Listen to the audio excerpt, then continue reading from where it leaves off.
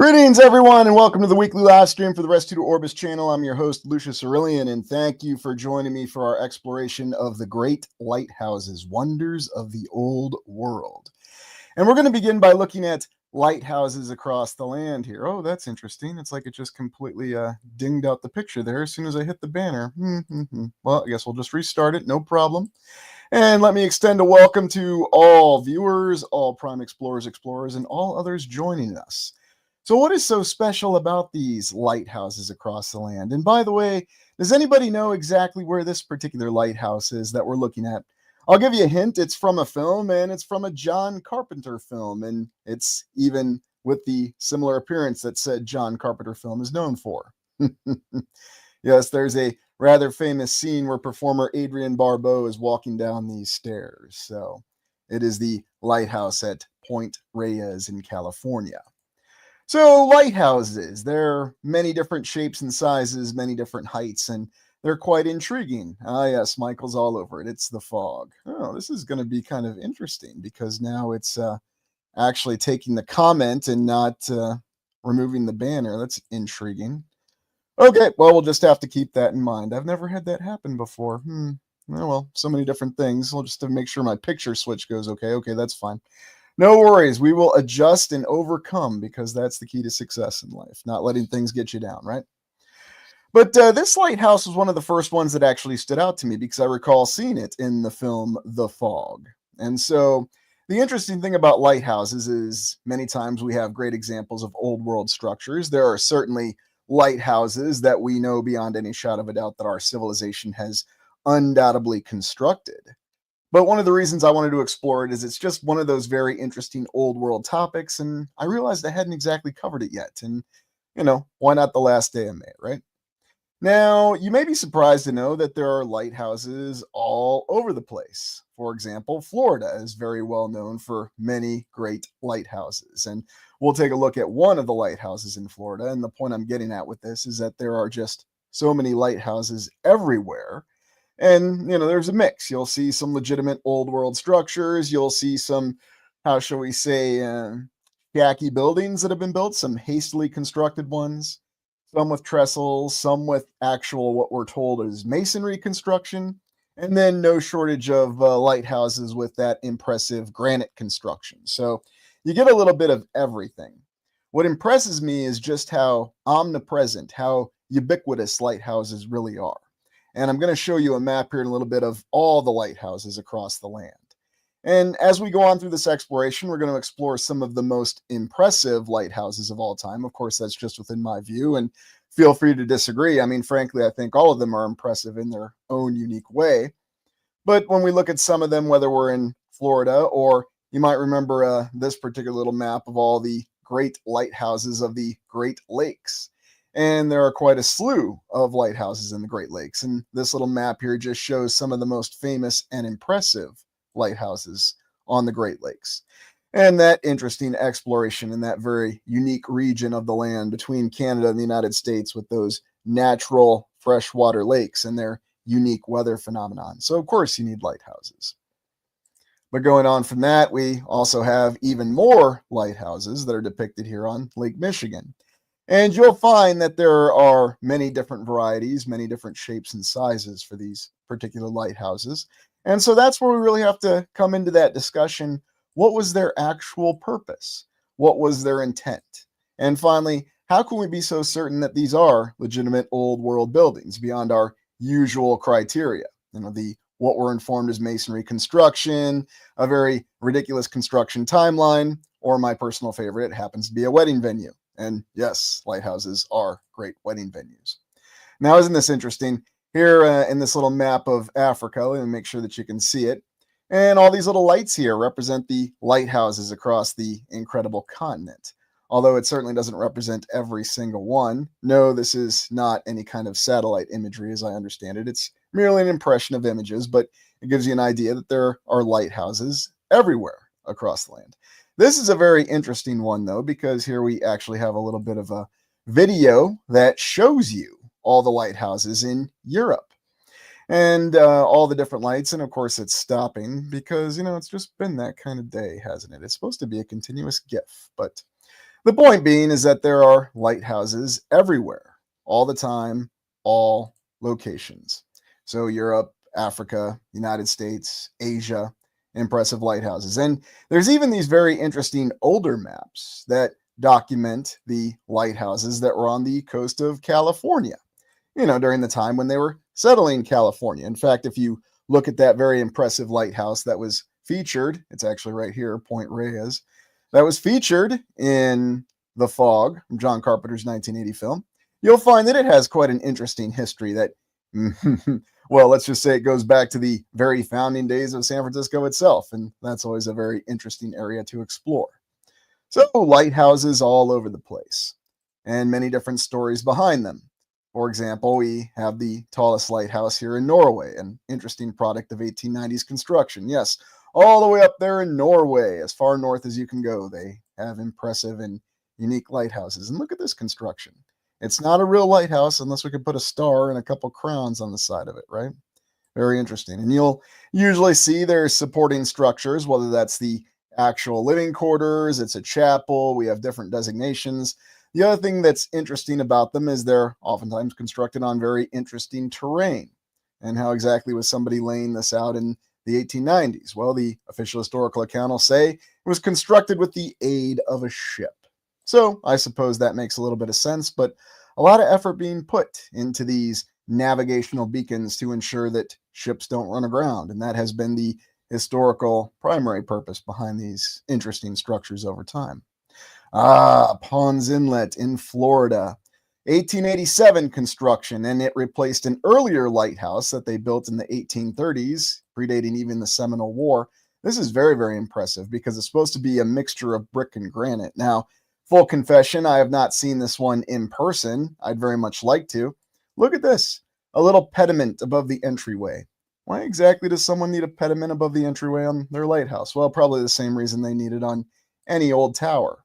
And here I think you're looking at something that's about 180 feet. I'm shooting from the hip on this one, but still very impressive in Florida. And they've got all kinds of incredible and impressive lighthouses across Florida. So, but what I think is most interesting is trying to discern the purpose behind the lighthouses, the original purpose, but also looking at the varied historical accounts that we have of them.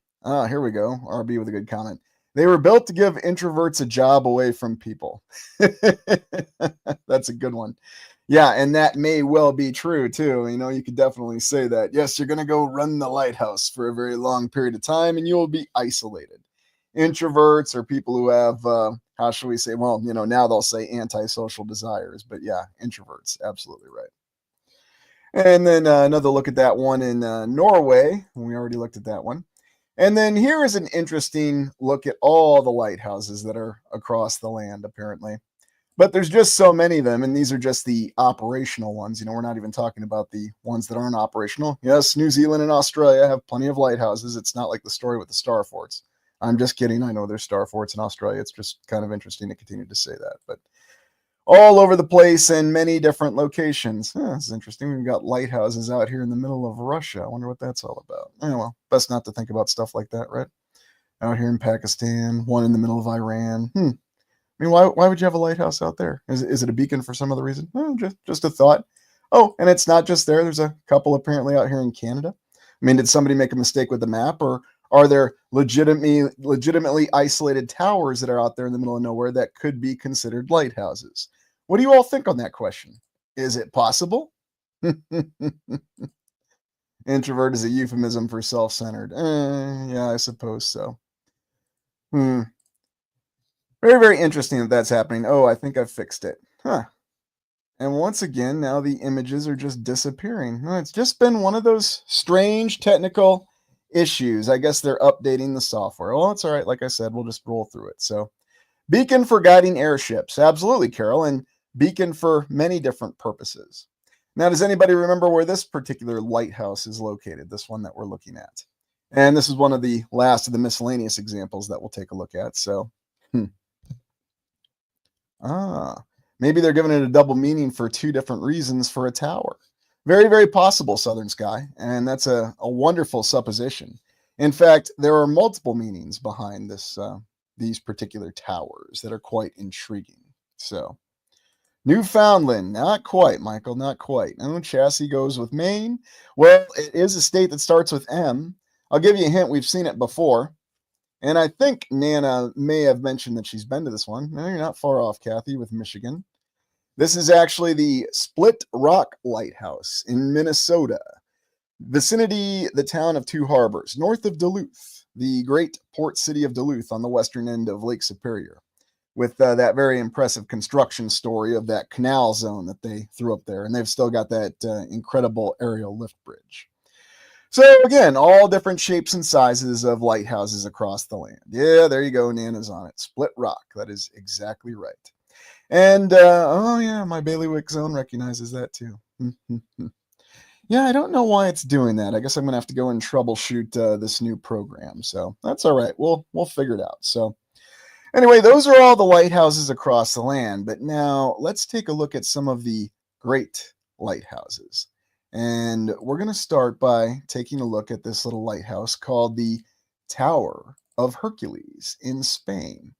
Now, this is indeed a very, very impressive one. And let me get up this image here. Tower of Hercules in Spain. And you're never going to guess when this one was built or how old it is. And it's got quite a story behind it, too. Okay, there we go. Image is up. Let me make sure I got it full screen. And here I'm just going to... All right, I guess I can't remove banners without removing the image. Very interesting. Okay, I'm just going to fight through it. No problem. So, anyway, this is the Tower of Hercules, constructed by the Romans circa 100 AD, or the 1st century AD. We don't have a specific year on it. Ah, there you go, Michael, 17th century. If only. But yes, they tell us that this impressive lighthouse, this Tower of Hercules in Spain, was constructed by the Romans in the 1st century AD. By the way, I wonder what year the Romans considered the 1st century AD, because recall, the Romans weren't Christian at that point in time, so what dating system were they going off of? No one really seems to have an answer for that question, because our dating system is all tied to the birth of Christ, but the Romans didn't believe in Christ. So just asking that question. Anyway. So this is it, the Tower of Hercules off of Spain, constructed with that very impressive, indomitable Roman concrete, although there is a little bit more of a complicated story, and I know you're never going to guess it here with the Tower of Hercules, a story of renovation and alteration in the 1700s. We'll take a closer look at it. But how intriguing what the Romans could do. And of course, we've got the story of the impressive and indomitable and indestructible Roman concrete for whatever series of reasons. And so just think about this. This lighthouse that you're looking at, well, at least the lower portion, the foundation, all the important parts, is nearly 2,000 years old. Really think about that. This is a structure that official history tells us has been standing for 2,000 years. Now, not quite, but maybe it has been standing for 2,000 years. Maybe they built it in 20 in the year of our Lord, or are we going AD or ACE, or what dating system we're going after? I'm sorry, I'll stop having fun with that. But yes. Now, the top portion was apparently renovated circa in the 1700s. Yes, the Romans couldn't have done anything like this. The Romans just did more impressive things. But this portion up here was renovated and changed in the 1700s. We'll take a look at that. I have a little diagram of that. So how intriguing. Once again, we have renovation and alteration on what should be a legitimate old world structure. And I'm sure I don't have to tell you that this is, of course, a UNESCO World Heritage Site. Take that for what it's worth. It's designated a UNESCO World Heritage Site. And then we have these interesting diagrams from 1792 that actually diagram the lighthouse. Now, the only reason I really show this is, remember that we look at many different plans of buildings, and these are supposed to be plans that convince us that the buildings were designed from the ground up. But these particular plans that we're looking at were from 1792. So pretty much everything below this line that runs from letters N to O is all the original Roman architecture. And then above it was modified and renovated, according to, again, the official historical account. Now, as I'm fond of saying, you can make of that what you will. But quite an impressive structure. What's it really made out of? Is it made out of Roman concrete? Is it made out of something even more advanced than that? This entire portion is original, but we always have this account of renovation, alteration, and it seems to be there to cause us to question things. Now, honestly, if this is an addition in the 1790s, it looks very close to being quite authentic. Now, granted, the 1790s, we're rapidly already over 200 years past that. But I mean, think about this 200 years, almost 2,000 years, and really no difference? Really? Or are we just supposed to take that at face value? I mean, what are your thoughts on that discrepancy? And it's one we run across quite a bit. Oh, there you go. Polymer. Yeah, that's a good one. To look like some, oh, Kathy, Legos. Yeah, I like that. It certainly survived quite a bit. It did. And people weren't afraid of heights. Yeah, you're right, RB. About 180 feet is the official height on this one. And there's all kinds of interesting stories on it. But I mean, again, just looking at the difference in the blocks, they look exactly the same. What, they were able to replicate Roman concrete in the 1790s? I mean, why not? As long as it was, before 1900, it seemed like we could do whatever the heck we wanted to. We could easily renovate an old Roman lighthouse from the first century AD, or whatever time frame we want to say, that was already over 1,500 years old, and then make it look authentic. Okay, sure, if you say so. Now, here's where this gets even more interesting. There's conflicting legends that go along with this particular lighthouse. One legend even involves a Celtic influence, and so for some reason they decided to park a Celtic, yes, that's right, Celtic, you're thinking Irish, Ireland, a Celtic figure that's out in front of it. How intriguing. Remember, we're in Spain.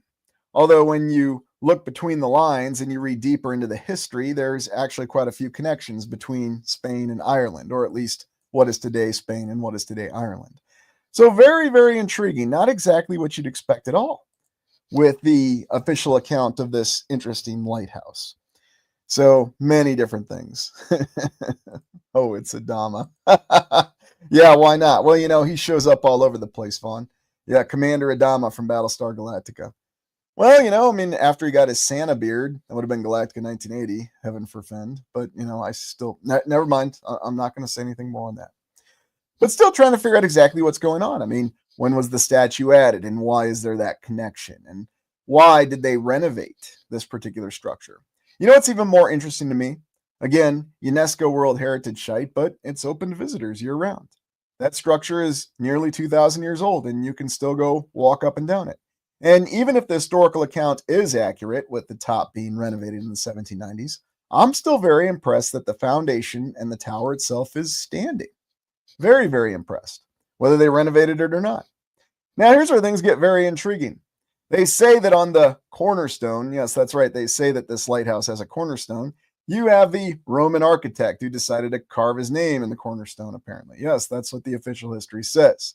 Just didn't bother to put a year on it. Much like for some unknown reason, the Romans bothered never to put years on their coinage. So, yes, Vaughn, quite a few lighthouses are UNESCO. Very good point there. But yeah, not really sure what to make of that. So, again, we have another cornerstone story. Why didn't they sign every cornerstone then with the architect's name? And remember, if we have an architect's name, then we know not to question things. We just don't have a year. What year was it? I don't know. Don't ask the Romans.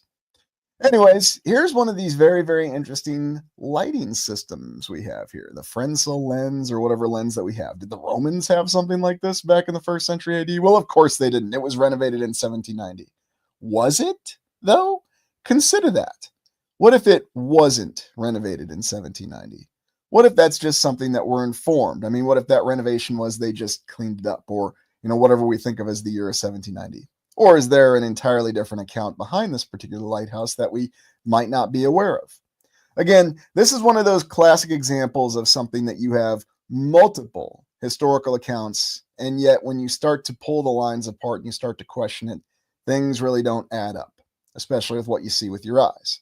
Now, again, it could just simply be because there were errors. How does somebody know that, let's just say if the historical account was accurate, the lighthouse wasn't rebuilt in, say, 1425? And don't worry, we're going to look at a lighthouse that was built in the 1100s, again, according to the official history in Italy here shortly. So, yeah, obviously we could build all kinds of gnarly things in the 11 to the 1400s. Who needed the Renaissance? We had unbelievable labor, and people could build things over infinite periods of time. There were no troubles doing that during the Middle Ages, again, according to the official historical account. but make of it what you will. But then some of the interiors on this. Now, if you actually go and visit this place in person in Spain, you'll find that there's some rather peculiar details on the inside. There's almost something that almost has a Roman feel, or at least what will be told is a Roman feel with this particular structure. For example, what exactly is this symbol supposed to represent? Now, I'm doing that intentionally because I'm making a point here.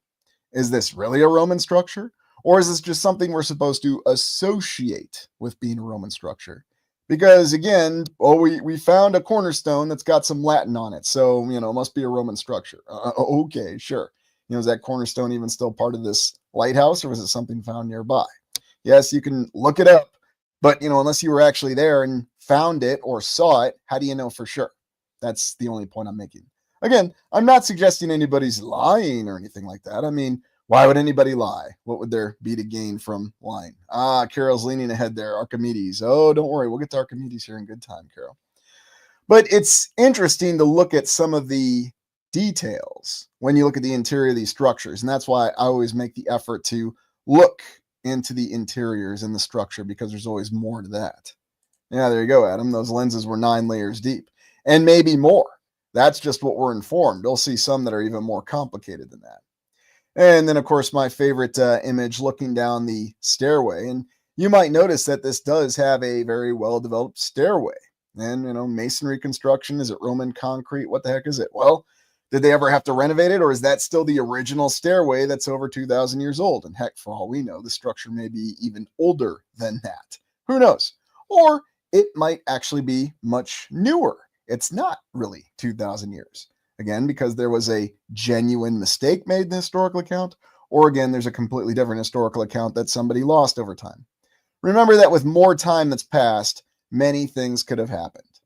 And to just assume that even if somebody was genuinely keeping a historical account, there really were chroniclers, could they have made mistakes?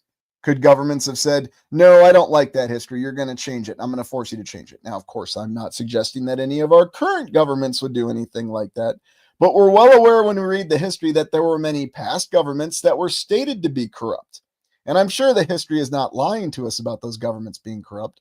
So how is it we can trust those governments to keep an accurate record of history if they were corrupt? I'm just asking the question, because it seems to be one thing people just don't like to consider or to think about.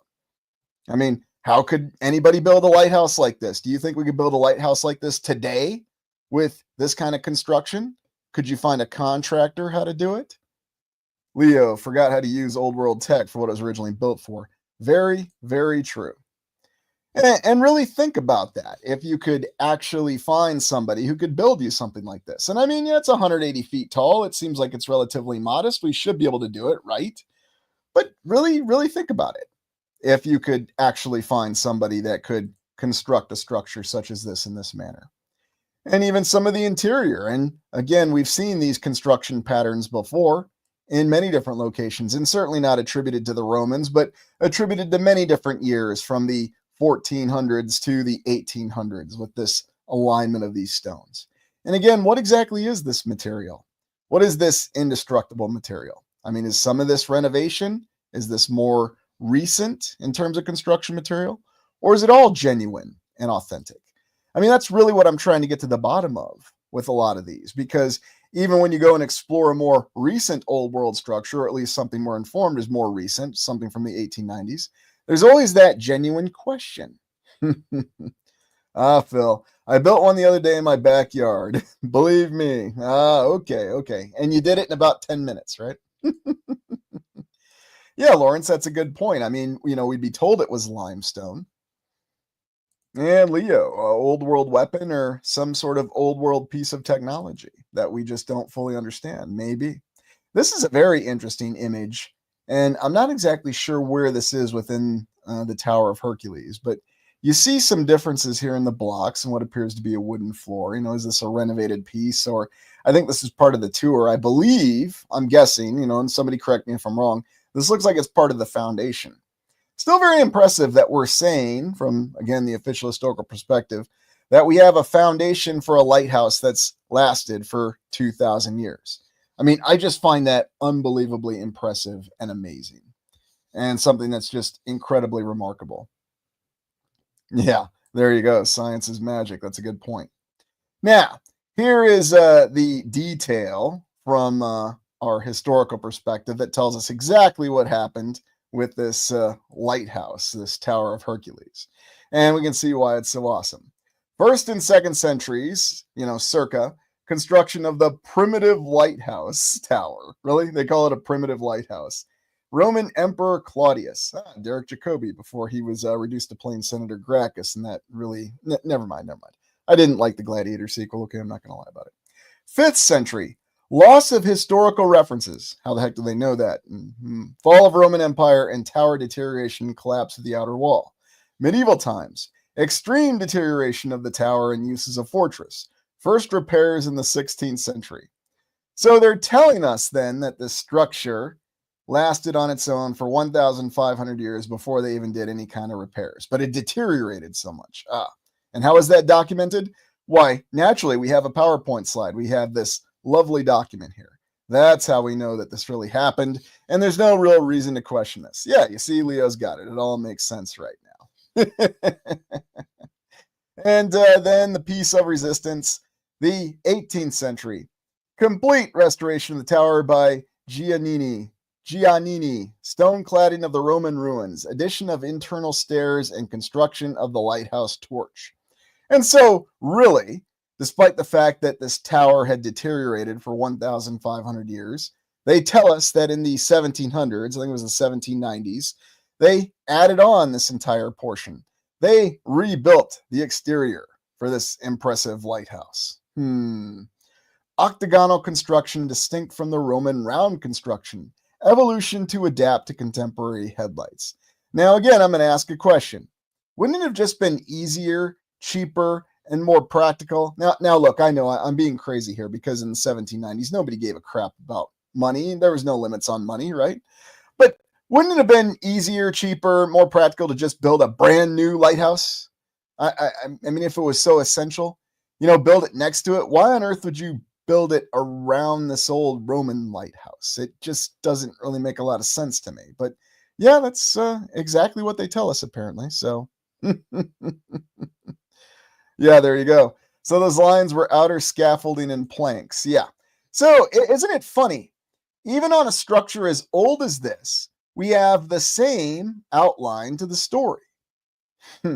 Yeah, here you go, Watchmen. If time was an illusion, you could go back specifically to see when these buildings were built. What time would you go to? All of the times, Watchmen. I would go to all of them to verify this. So what I just found so interesting is that it's the same story beats that we get with any old world building. It was originally built, but it was cruddy construction. Now, granted, yeah, they just let this building rot because those crazy Romans, they let their Roman Empire fall, and, then we have no historical references. Yeah, that's just hilarious that they say that. How would they know that? This was a time of people not knowing things. This was a time of crisis and loss of information, but somehow people still knew about the Roman Empire or the Roman civilization. Okay, fine, whatever, you say so. But then they have the temerity to tell us, yes, it's a product of renovation. And instead of building a brand new lighthouse, we're going to build a lighthouse around the existing one that's been there for 1,500 years because it makes sense, I guess. We're going to honor the Romans by doing it. It's just all those little things when you see it. Yeah, so here is the cornerstone behind this. So right off the bat, we have this interesting series of conflicting accounts, again, attributed to Rome. Yeah, there you go. Roman was cool. You got it there, Albie. It seems to be the thing, and that's actually how it works in history.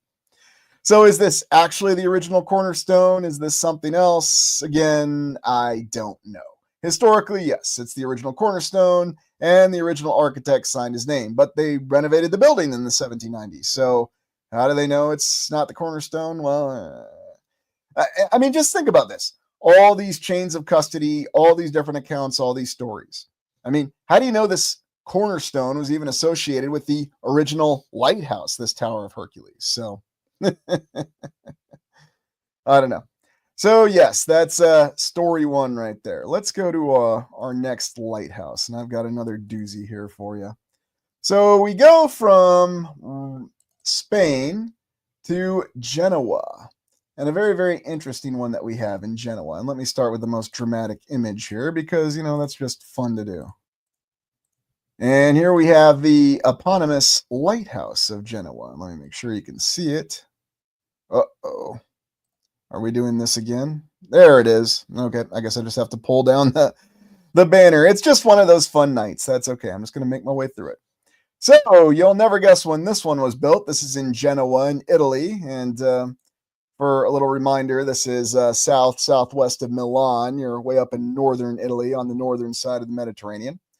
But this is attributed to have been built in 1128, or get this, 1161. There's actually a conflict in historical sources. They're admitting they don't know the exact year of this lighthouse of Genoa, which I'm quite shocked because, normally we know the exact year, the exact date, the exact moment when Charles the Great was picking his ear right before he was coronated Emperor of the Carolingian Empire. Anyway, okay, I'll stop with that joke. But they actually admit they don't know the exact year. Was it 1128 or 1161? Either way, it doesn't matter. So this is a 12th century lighthouse. Those incredible Italians and those things that they could do. And fascinating as well when you look at this because, again, you see some of the same construction beats here. So you've got this very interesting foundation material that does look like it's actually been there for a very long time. But then you compare and contrast that with this modern 12th century construction. Yes, I laugh intentionally there. And let me ask you, does this look like this is something you would expect anybody to be building in the 1100s? While the Crusades were still going on and everyone that was considered Latin in Europe was still considered very uneducated, for the most part. Yeah, of course, the clergy and then some exceptions. But, this is before the Renaissance. This is before the official history says that the Crusades brought back learning into Europe. But, I guess they retained it in Genoa and Italy for whatever reason. What an impressive structure, though. And, it kind of reminds me of those great towers in Bologna. Here we've got a great tower in Genoa, a lighthouse, no less. Very, very impressive. Yeah, there you go. Ubicon, built by monks. The Romans built one in Dover as well, AD 50 or so. Yeah, so, who actually constructed these? We've got multiple different accounts on it. And that's what I find very, very intriguing about it. Look at the detail that went into this in these balconies. And again, going to ask that question. Could anybody build anything like this today? And the height on this one, this is officially 249 feet high. So again, being able to build to the sky, much like those impressive towers of Bologna. And there you have your nice light on top of the lighthouse with all these cool decorative adornments on it. See, again, who needed a Renaissance? Nobody needed a Renaissance. Yeah, there you go, Albie. Used by the Romans too. That's a good one. Yeah, why so high? That's a good question there. Hey, Casey, good to see you. Thanks for joining us. So just some interior images, and here we, oddly enough, have one of these very impressive and advanced-looking lenses. The interior on this one is quite intriguing, and you see the same arrangement of stones. Now, does the interior match the exterior? Not really sure. Did something else happen? Is this an older structure, or is this just what's left because it is so incredibly old? But the exterior is constructed out of some other material. That seems to be even better than Roman concrete because it stood up. And, 1100s, again, we're talking about something that's going on being 900 years old. It's not quite 1,000 years, but, it's getting up there real fast. The interior on this one interests me. And yes, you can see some modernity that's worked its way in here. Oh yeah, you can just put one of those nice little glass doors there with the handle on it, and it fits under the old world construction perfectly. Because, the old world construction was designed to be much more durable, much more enduring than a simple glass and plastic door that we build now. Okay, yeah, I know there's some metal in those doors typically, but this is very interesting. And yes, they've converted it into a museum. So does the interior really match what you'd expect to see with this particular? Yeah, there you go. No shortage of melted red brick there. Oh, no, not at all. Which really makes me wonder. Again, we're seeing different things with this lighthouse. On the exterior, it's perfect. And on the interior, we see this old brick that looks like it's been through some rather extreme forces of heat. But look on the exterior. It is perfection, pristine. And again, I'm going to ask that question. Could anybody build a tower like this today? Here it is in a little bit different light. And here you can kind of see it. I can't believe just how impressive, smooth, and just finely graded the edges are on this. I mean, you've got what looks to be perfect 90-degree angles. Now, of course, I'm just going off of an image description here. I'm sure the angles are different. But, looking at all the adornments, all the decorations, and why was that necessary? This is the 1100s in Genoa in Italy, and they built a lighthouse like this. And all the way from the foundation to the top of the tower, it still looks like it's brand new. I mean, from my perspective, this has to be one of the most impressive old world structures. Whether it legitimately is from 900 years ago, it's much older, or it's much newer. So that's why this is really a true anomaly. And if you get to Genoa, it's definitely something I can highly recommend on the visit list. So, Vaughn could run a laser level along that. Yeah, I think that's a very good way to put it. So, yeah, not stucco, not your temporary construction materials. And so here's another look at it. And here you can kind of see the older structure beneath it. And so is it possible that this is a legitimate old world structure that actually was built on top of something that was much older? Now, I'm not going to go so far as to say that the foundation structure here is third era. I mean, it could be remnants of the third era. I doubt it. It was probably very early fourth era. I've completely changed my mind on that theory. But again, I could be wrong. I wasn't there to see it. But whatever the real story behind it is, whether it's the actual history or not, I think this is one of the most impressive examples of a tower that is nearly 1,000 years old that has stood up this well over time. And I showed you the interior first because you notice that the interior seems to match what we see down here. So very interesting. Is that giving us a clue then that somehow, some way that the structure was subjected to some kind of force that we can't even begin to understand? That perhaps this base here did look as pristine as the rest of the tower, but for whatever reason, did it lack some kind of property to it? Was it not treated in an appropriate way? Did some kind of advanced weapon, a cymatic weapon, some sort of wave weapon, cause the building to deteriorate like this? Did it also cause the interior to deteriorate that way, but left the exterior intact because the exterior was either made of a different material or it has a different property entirely?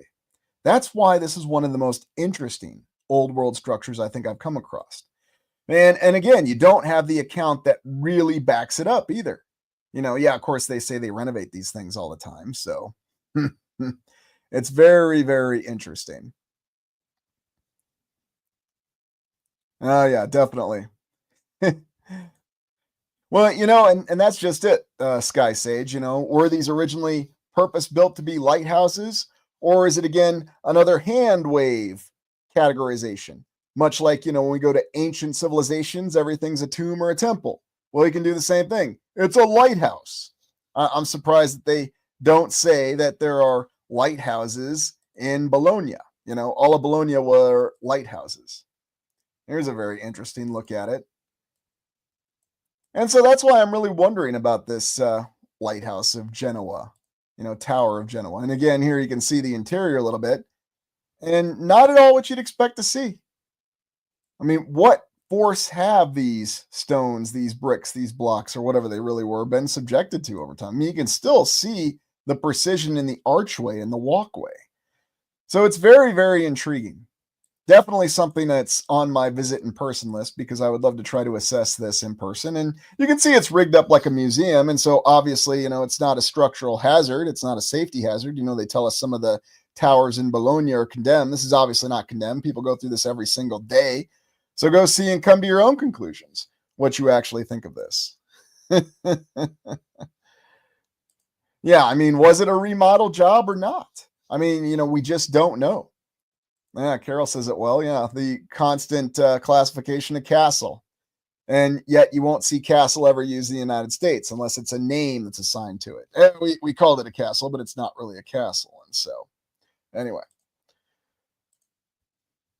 And then looking over here at these walls, I mean, you know what this reminds me of? This reminds me of a lot of the same kind of structures that I have seen in explorations across the United States. Those mines or those caves, the crystal caves that I just looked at south of Dubuque in Iowa, where we did that exploration, looks a lot like the interior here. What a coincidence. A lighthouse constructed in Genoa in the 1100s looks exactly like caves in Iowa that was not settled by Europeans and would not even be inhabited by Europeans until 1790, 1800 at the earliest. Again, official history. But that's why you really have to vigorously question these things. And that's why I think when you look at these different locations and see these similarities, you realize that there are vast discrepancies in what we've been informed. Now, I know the historical account will say, well, in Europe, it was already inhabited. They already built all these things, even though they built this lighthouse well before the Renaissance. But hey, who needed a Renaissance, right? You can even look at these really old images of Genoa, and they actually have the lighthouse indicated on it. And it actually looks like they have two of them. One wasn't good enough. We needed two lighthouses. Hey, why not? Mark that way into the harbor. And apparently this really interesting fairy tale structure here. Yeah, hard to say exactly what was going on or the veracity of these images. And then here's a view from the lighthouse, and yeah, you can see the entire city from it. So why not go up there? And again, another interesting point, it's nearly 1,000 years old, but you can still go up to the top of it. It's perfectly safe. This is not a tower that's in danger of collapse. It's very, very impressive, and it's very intriguing, and it's something that you can go visit to this day, and you can go to the top of to this day. And I just find that quite amazing. So watch, man. None of the narratives make sense when you start to look at them like the shadows on the sun. Well, sometimes we could do some things, and sometimes we're just not inclined to do things. So you need one on either side of the entrance as guiding lights in the dark. Ah, yes. Very true, Random FX. And you know what? If you could build one, you could definitely build two, right? Anyways, so moving on. Here's another look at it from Genoa Harbor, and here you can see the portion that seems to have survived in pristine condition, and then the base structure, which doesn't seem to have done so well. So I know there might be something to the historical account that, yes, there was a baseline structure, but why is it that we could always build these foundation structures in the past that would withstand the weight of these subsequent structures that were built on top of them? How does that make any sense from an architectural perspective? Why would you trust the engineering of something that was far older for your very critical structure? And make no mistakes about it. From what we understand, this lighthouse is a critical structure. They invested the time and effort. Again, I'm playing advocate for the historical account here. But why would you build it on top of an existing structure? Well, it was already there. It was just easier to do. Okay, hopefully it doesn't collapse, right? And then we don't have those kind of problems. Heck of a view, though. And I think this is why this one impresses me to quite a great extent, aside from the odd discrepancies with what you see visually on the exterior compared to the interior. So, anyways, enough of that one from Genoa. Let us move on here. And we'll take a look at Gatville in France. And actually, we've got two lighthouses to look at here. So 1 second here, share screen. And this is right off the English Channel in France. And I think this is the third tallest lighthouse. Obviously, the one on the right. Yeah, they've got two lighthouses here because one big tall one isn't good enough. You actually need two. And the one on the left was constructed in the 1700s or the 18th century, however you want to say it. And the one on the right in the 1800s or the 19th century. And the one on the right is exactly 247 feet tall. So one of the great impressive old world lighthouses. And you can see, isn't it interesting how there seems to be more ornate detail from the one in the 1700s? Well, that's always the case, isn't it? But the height on this one on the right stated to be made out of granite. So we're not going with limestone or sandstone on this one. It is granite. One on the left, I guess it's the same thing, granite. We could make pediments out of granite in the 1700s. That was no problem. But very, very impressive structure. And don't worry, we're going to look at the tallest old world lighthouse in the land, which also happens to be in France and also happens to be off the English Channel too. So, Heidi, what were they looking for that was so far away? Were they looking for anything or was there another purpose? And here's an example. So why didn't they just build their new lighthouse around or over the old one? I mean, there's only 100 years difference between these two structures. They did it with the old one in Spain. What, the French couldn't do it? Well, of course they could. They had these older lighthouses too. Why not just integrate it into your new lighthouse design? No, no, no. Here they actually built a newer one next to the old one. Okay, you'll excuse me because, again, what makes more sense? You really have to think this through. Now, are we to believe that, people always give me a hard time because they say I don't respect our ancestors? No, I actually have a lot of respect for our ancestors. I just don't think we know the exact story behind what our real ancestors actually did. We have a lot of discrepancies in what we understand. But truly, they seem to have incredible capabilities behind them. Now, again, seeing these old world structures and how they appear differently in different lights. And here I think you can see, is this actually granite or is this some other kind of material? Always interesting to me what we attribute to granite. The baseline structures on both of these lighthouses are quite interesting. And then, of course, looking at the older one, it's only 80 feet tall with some portal windows. I got a better image of it in a second here. But you know what it kind of reminds me of?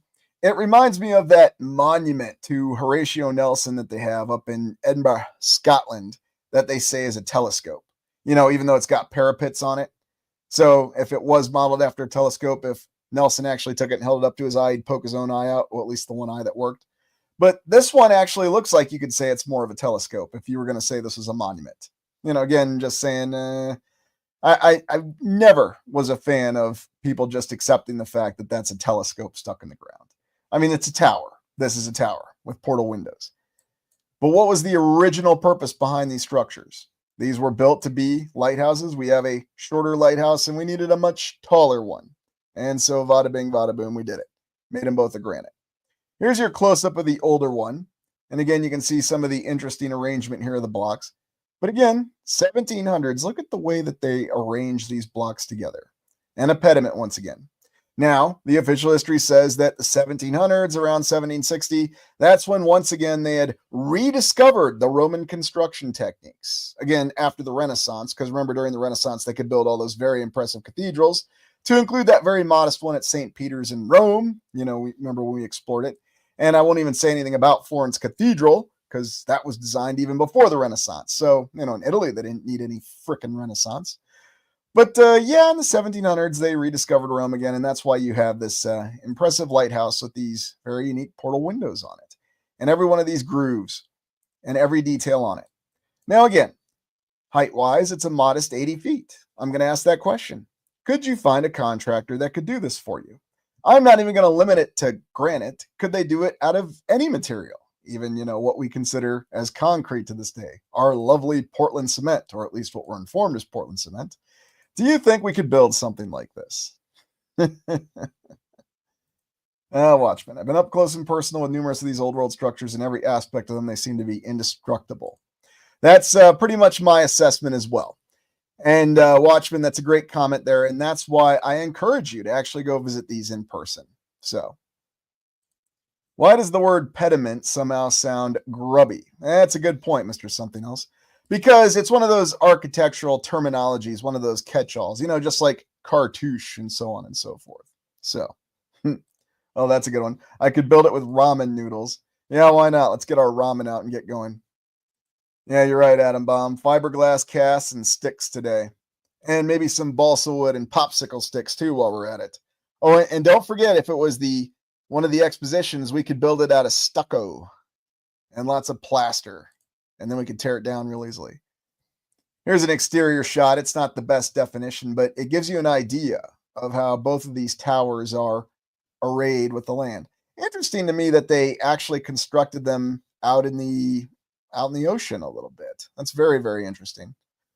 So, in other words, they would have had to have done more to improve the foundation, unless that's a natural shoal. Maybe it is. It looks like it may be, unless it's something else. Although that dividing line between what's natural and what's artificial is sometimes hard to figure out, especially when something's a lot older.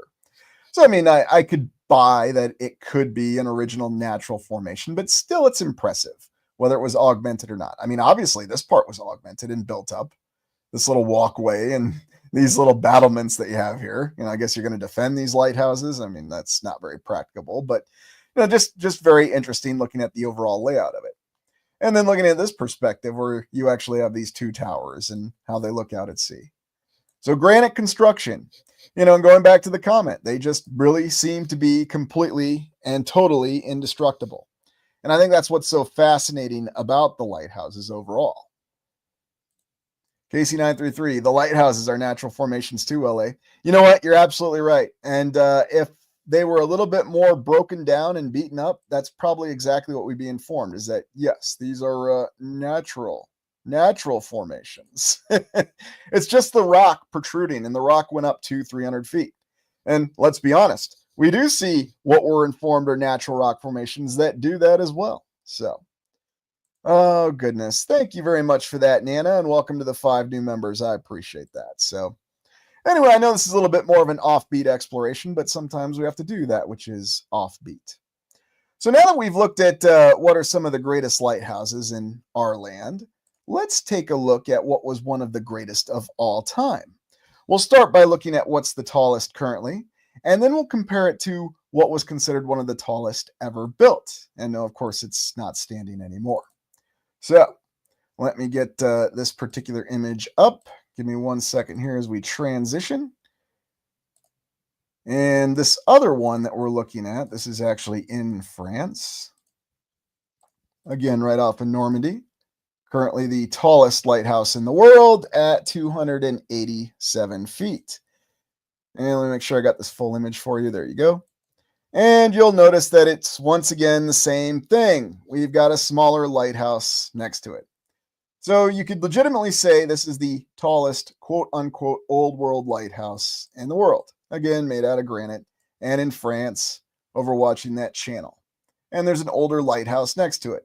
Little modest lighthouse that's still built on a building.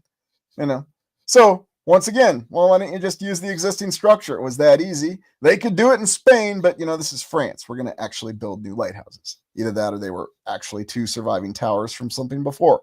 I don't know. Once again, I'm just asking you all what makes the most sense. So, anyway, so tallest old world lighthouse here. Let me make sure I've got my banner up, and let me make sure this works. Because we're going to be looking at the Pharos, the wonder of the ancient world. Now, going back to the ancient world, we're going to look at the Great Lighthouse of Alexandria, or the Pharos. And we'll talk about how tall it was in a second here. But you may recall we had this interesting exploration in the past, and I always love to revisit this little detail, with Eratosthenes, or Eratosthenes. Pronounce the name however you like. But you might recall that Eratosthenes was the individual who figured out the exact circumference of the entire world, or the planet, or whatever title you want to go by. And Carl Sagan was quite a fan of this guy and spent about 8 minutes on Cosmos waxing profusely about his great achievement. So Eratosthenes figured out that the world was round, and he measured the circumference very close to what it actually was. And Carl Sagan said very confidently, "That's right." But they reconstructed a map of the world according to Eratosthenes and found out, oddly enough, there's only 3 continents, and it's on a flat map.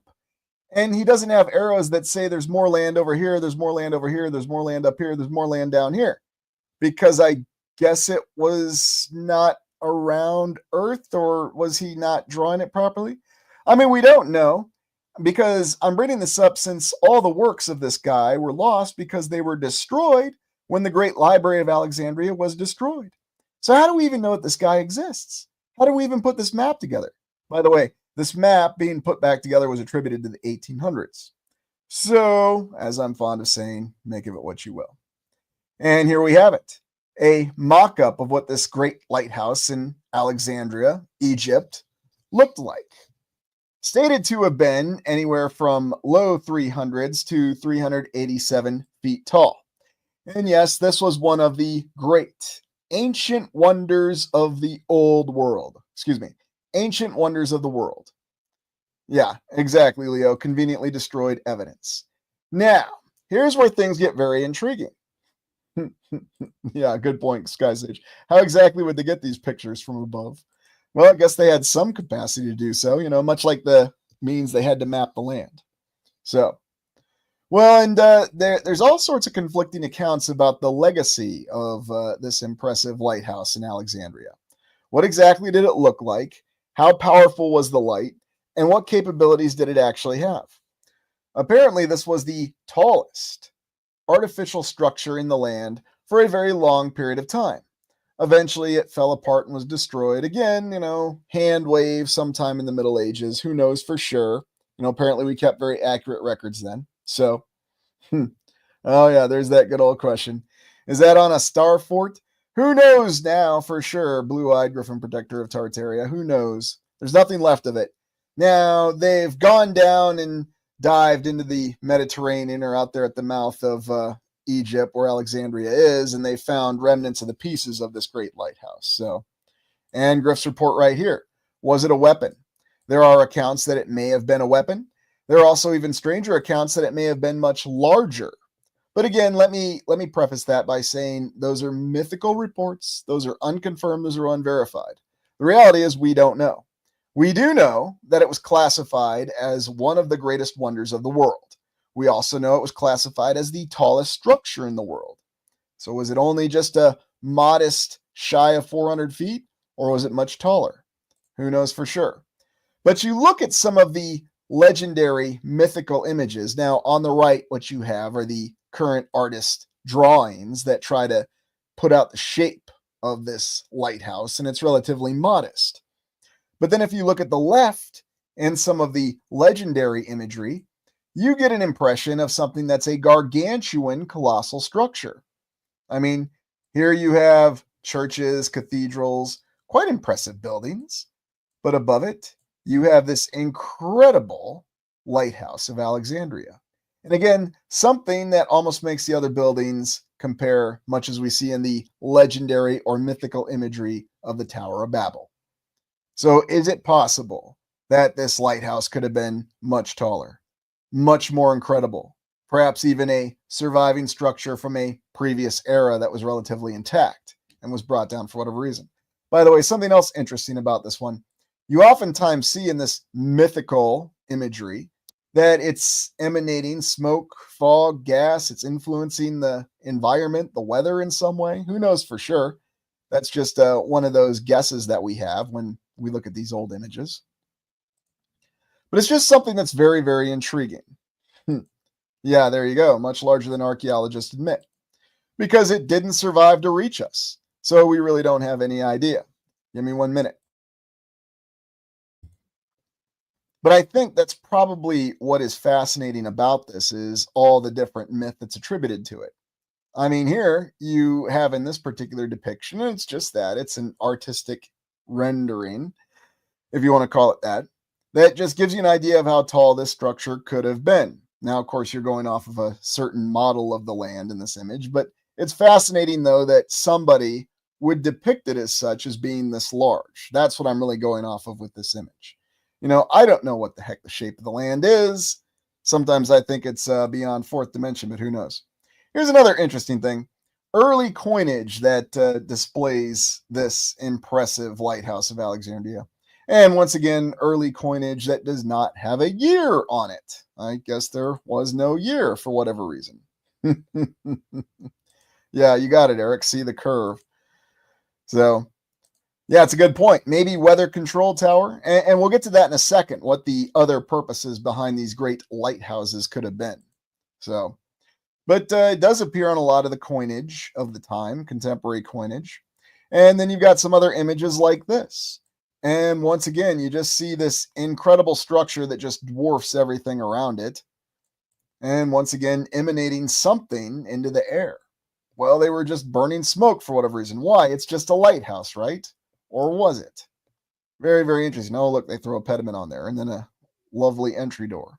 Now, who knows what this thing really looked like or what it actually was, but the fact that we still remember it as one of the greatest wonders, the 7 wonders of the ancient world or the old world or whatever you want to call it, it's very, very impressive.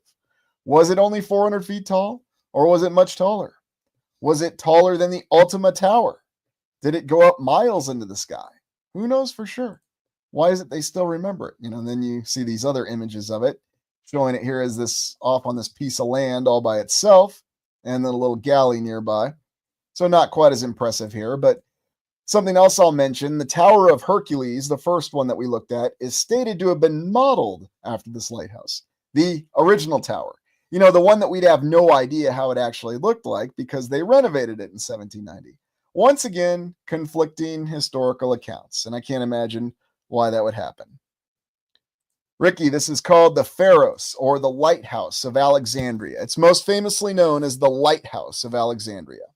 So if you want to look it up and check it out on your own, be my guest. And there's all kinds of different depictions on it. So, yeah, there you go. Griff Report on X. And maybe it was. Maybe they had all kinds of power that were associated with it. Again, for all we know. And then you even see some of these other images. And for whatever reason, I'm maybe willing to give a little bit more credence to the authenticity of these images in terms of the actual scale of this structure. Something that just completely dwarfed everything else in the city at the time. And maybe these were the people trying to figure out exactly what the heck was going on. Is he a king because he wears a crown on his head? I don't know. Is that King Leonidas of Minoa from Sword and the Sorcerer? Not sure. It does kind of look like Peter Brick. You know, the guy will do the right thing and save the guy that saved him. But anyway. But very, very intriguing and impressive. And, you know, you do really get some inclinations of the Tower of Babel with this, with the size and immensity of it. And who knows what its actual function and power was. And so there it is, the most impressive lighthouse ever constructed. One of the 7 wonders of the ancient world. What'd you say there, Robert? I think I missed that. Fire below using mirrors and lenses to get light on top, maybe. I read a bunch on this, but no nothing. Yeah, I'm in the same boat, Robert, and it's a great comment. There's many different theories about it, but we really don't know for sure. So moving on, what was actually the purpose behind these impressive lighthouses? Were they weapons? Were they power systems? Were they focus systems? Were they all the above? Let's take a look at some possibilities here. And let me get up these images here. And these are probably some of the most dramatic images. And yes, I will admit we're going into the realm of speculation here, but we have to give some speculation if we're actually going to come to a conclusion on this. And so what was the original purpose behind these lighthouses, these impressive structures? Hey, thanks, Random FX. I appreciate that. And welcome to the new members. And so we do have images and depictions like this. Were these lighthouses some kind of weapons system? Were they some kind of power system? Or were they a nexus of power systems? In other words, they were multifunctional structures that could have many different applications. They could channel power, they could generate power, they could even be used as weapons. Weapons that could destroy ships, weapons that could protect your entire city. And imagine if the entire thing was a vast power generator. Now, if anybody's seen the Animatrix, you might remember when the Machine 01 built their giant laser towers that were powered by unfortunate human captives. That was after Operation Darkstorm. Maybe it's the same principle.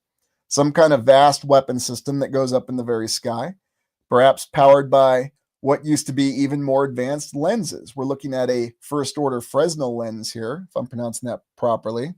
Fresnel, they've got different names for it, and maybe that's just a name we attributed to it. But if you ever look at the old original lenses of the lighthouses, it's very, very intriguing. Was that actually a part of the technology? Was it something that was very different during that frame of time? Again, just things that we don't know.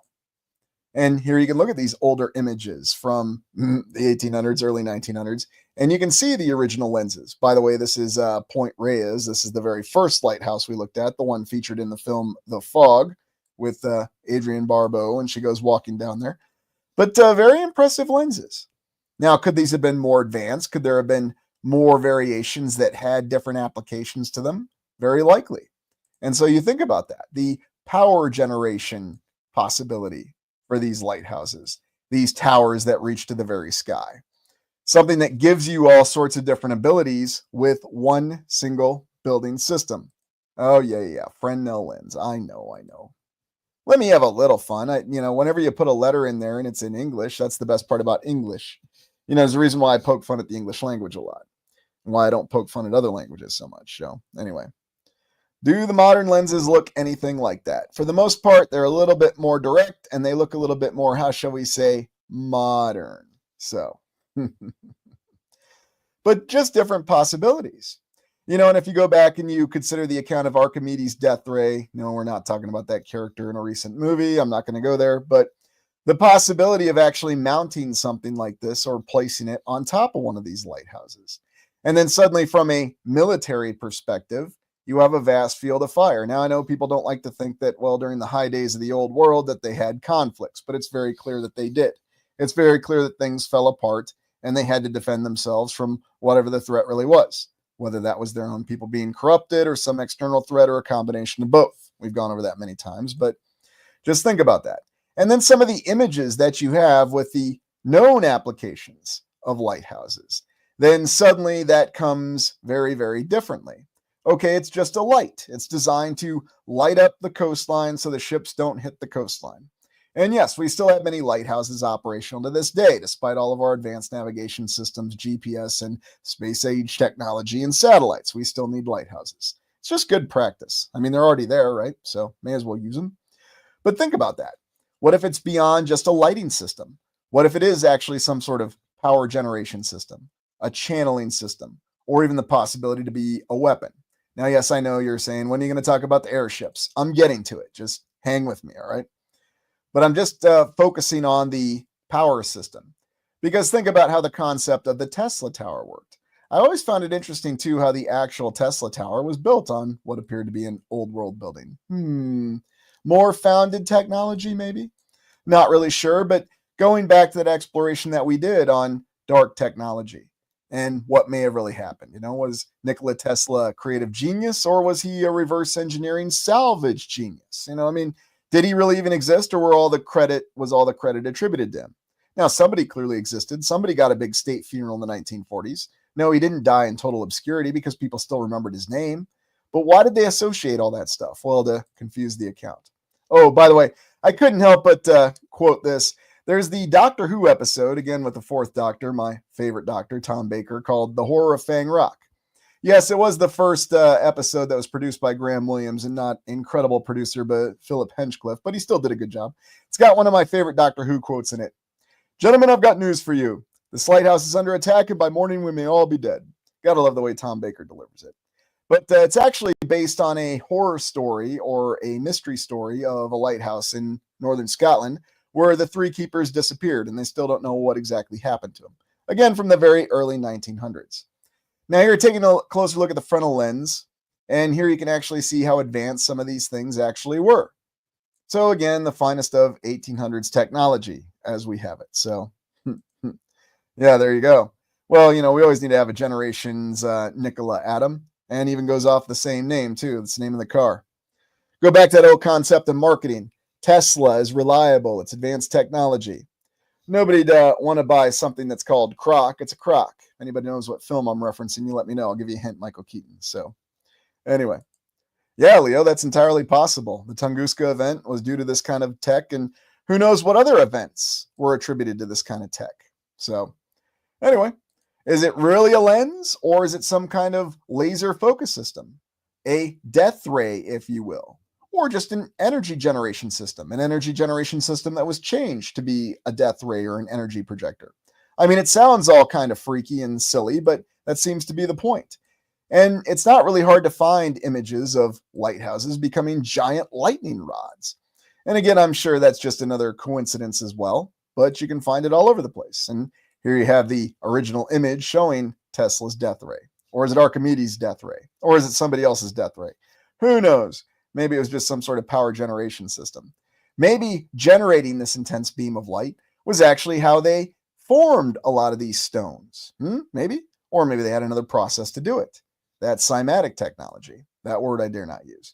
And, I couldn't resist showing one of the artistic renderings that shows the top of the lighthouse in Alexandria actually being employed as a death ray or a giant laser beam. And you can actually find it in those old 1950s, 1960s movies of those quote-unquote ancient civilizations where they're actually employing these kinds of weapon systems. And that's what makes it so intriguing to me. And then you also have these other images that are just artistic renderings, and yet once again, they give you the impression that these lighthouses could have had so many different applications to them, that they could have done so many different things. Yes, if anybody's played Command and Conquer, especially Command and Conquer Red Alert 2, you might remember how difficult of customers the Tesla coils happen to be. Yes, being able to hide things in video games. Well, quite directly, Tesla coils sucked. Yeah, I still remember playing Red Alert, the original Command and Conquer Red Alert, and always losing so many vehicles to those cursed Tesla coils. Is there some true history in that? Is the technology of Tesla coils similar to what could have been mounted on these lighthouses, projected possibly by these original lenses? And here you actually see the what's supposed to be the first flashing lens and then a modern flashing first order lens.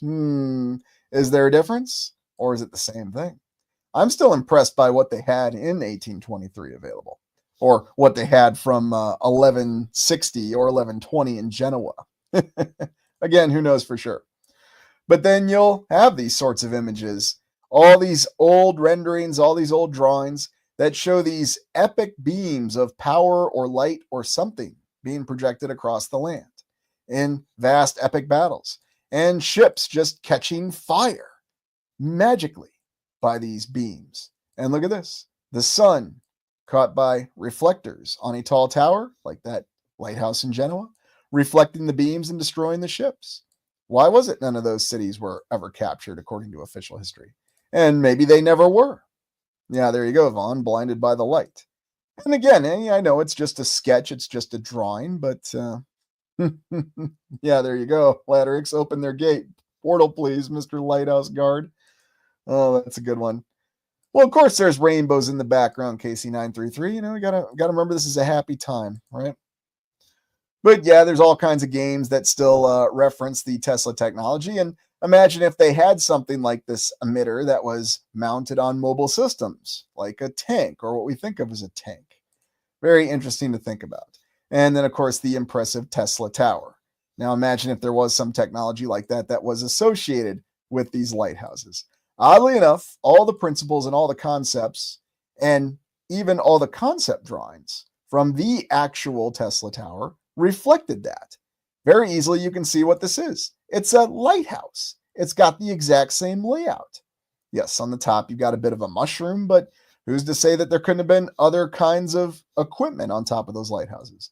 Or maybe that's what the lenses really were. The original lenses were more advanced, more compartmentalized, and smaller versions of the technology that still had the same yield. Who knows? Were they trying really hard to figure it out in what we think of as the 1890s and the 1920s? Maybe so. And maybe there were some limitations on how far they could go with it. So just think about all those potential applications. Oh yeah, Donna Marie, absolutely portal action in some of the lighthouses. You are correct. And it seems to be that they did serve all those purposes. All right, I saved the best for last. Is it possible the lighthouses were mooring stations for airships, docking areas? Well, what exactly is that based on? Well, let's take a look at some of our great examples here. And let me get this image up here. And by the way, I'm going to start with a very dramatic image, an interior image. And does anybody know what we're looking at right here? Or where we're looking at? And by the way, before I forget, please hit the like button and support the channel. Not taking a break, I'm just rolling right through tonight. I know I don't usually do that, but I'm having a good time. I hope you are too. So hit the like button. Does anybody know where we actually are? I'll give you a hint. This isn't actually considered a lighthouse, but it is a tower. This is the interior of Blackpool in the United Kingdom, of that very impressive Blackpool Tower. Isn't that some intricacy that we have on the interior? It's almost like it's a large apparatus for all we know. And so what have we seen? Well, airships docking with gigantic towers, airships docking in large, complex cities. And suddenly you have the ability to access those cities. That's why it would make sense. Instead of fooling around at an airport and landing, you just moor the airship to the top of the tower, and then boom, you have full access to the city. It solves all the transportation problems that we have with compact cities, and even suddenly makes the cities of vertical construction, such as Manhattan, New York City, make a lot more sense. But it does in many other locations as well. And here's the Tower of Blackpool, in case you forgot what it looked like. So same configuration. You got an old world building, And then you have this tower built on top of it. And yes, I'm well aware there's a historical account that says this was built to match the Eiffel Tower, and this was the UK's attempt to do so. And, you can say they succeeded. You can say they didn't. And I still remember that really awful episode that got me to stop watching Top Gear where Matt LeBlanc drove to it, and they didn't even show the tower. Anyway, enough of that. But there's all kinds of designs and concepts.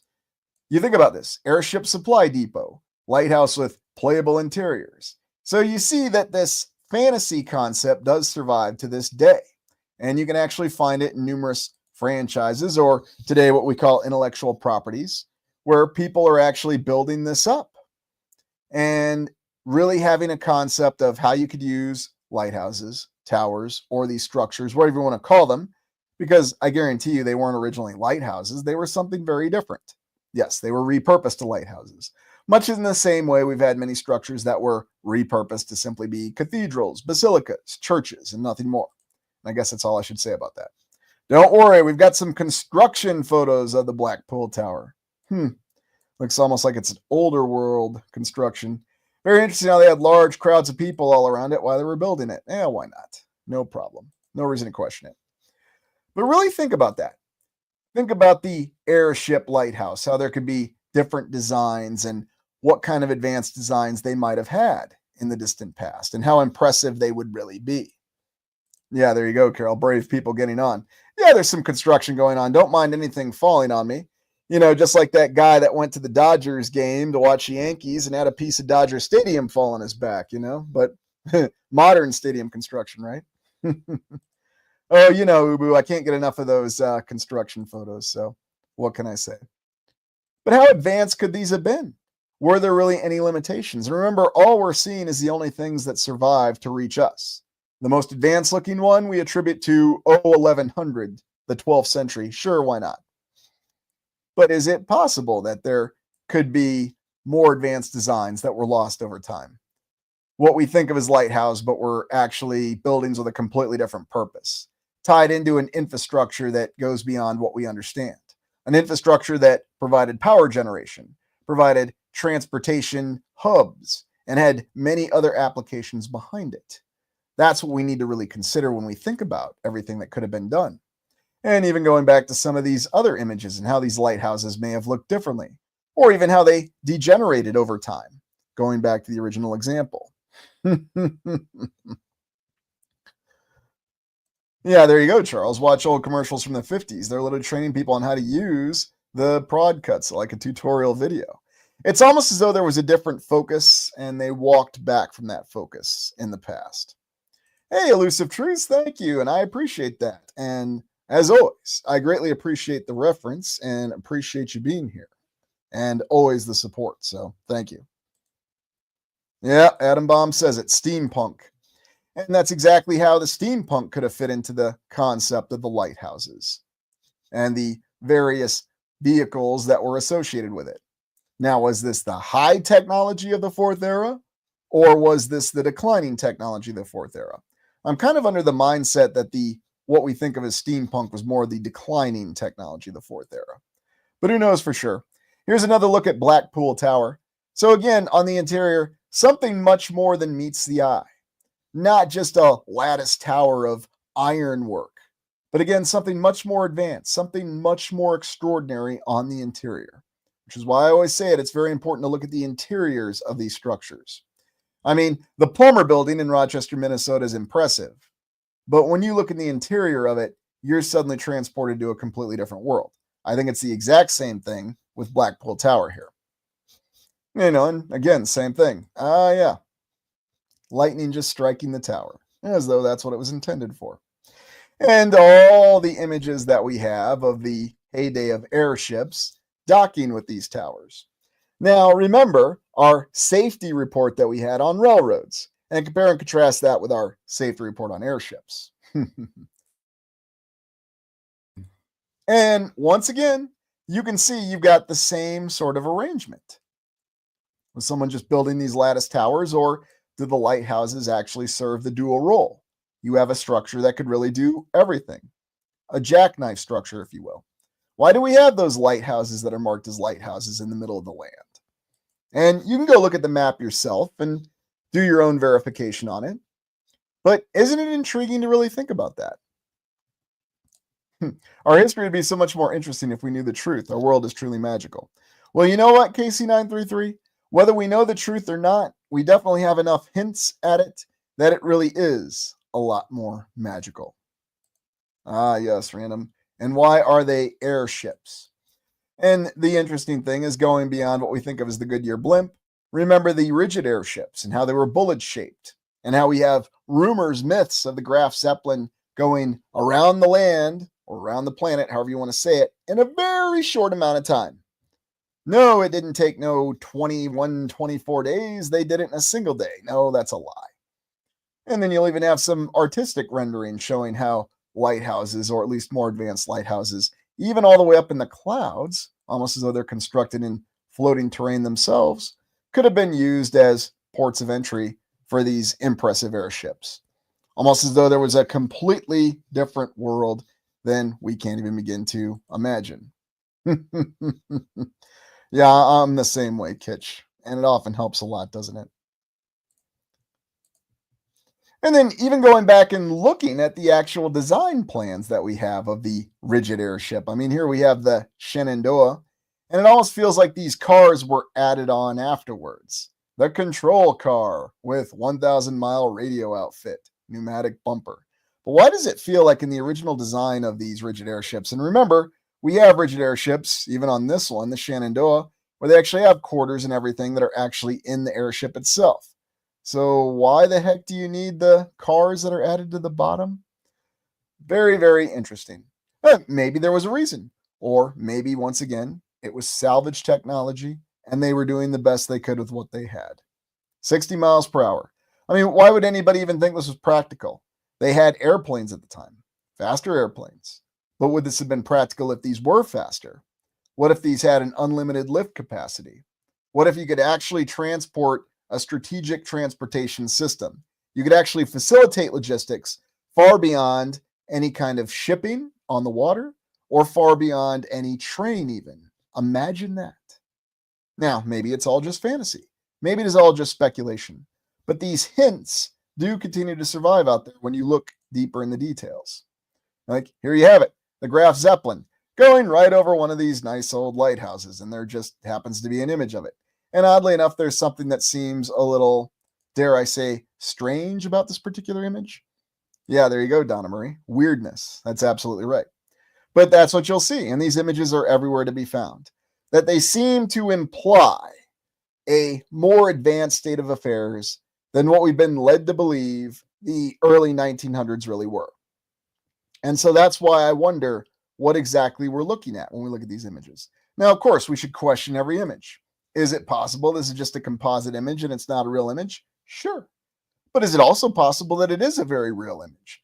That it's displaying some sort of capability that was remaining surviving technology in the past?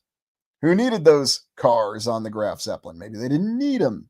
Maybe they just added them there for actual observers. The real device, the real flying vehicle, was the rigid airship itself. Who knows? But you have numerous examples of that. And then it seemed as time went on, oddly enough, they did actually employ that concept. Yeah, but then you got the old biplane flying right above it, because why not? But there's no shortage of images such as this that give you that impression. And so when you take it all into totality, total consideration, yep, delivery system, absolutely. Is it possible that these lighthouses really were, once again, structures that had many more applications, built for an entirely different purpose than to simply be a beacon of light to warn naval ships or maritime shipping from the presence of the coast or rocks or other hazards? What if they had multiple applications? Yeah, pretty much, Polly. And there's this film from the 1970s that you can go watch where they terrorize people with a Goodyear blimp. But don't worry, Goodyear blimp doesn't actually appear on that blimp in that film from the 1970s. It just says Super Bowl on it. Anyway, so all interesting things to think about. Anyway, a little bit of an off-key exploration. I hope you enjoyed it. Thank you for joining me. Please hit that like button before you depart, and I'll keep the image up. And hope you enjoyed this exploration. We're going to be returning to something a little bit more of a classical exploration this coming weekend. We might be taking a break from live stream. I haven't decided yet. I'll let you know by tomorrow or Monday at the latest. But I appreciate everyone being here, and I hope you enjoyed this. And before you depart, please be sure to hit the like button. Welcome again to the new members, and please appreciate the member content. And we will look forward to seeing you all in the next exploration. I'll still be doing standard explorations this week. And yes, I know I still owe a little bit of content to certain individuals. I haven't forgotten. So this is Lucius Aurelian signing off and wishing you all a good weekend wherever you are in the land. And welcome to the month of June. Some of us are already in June.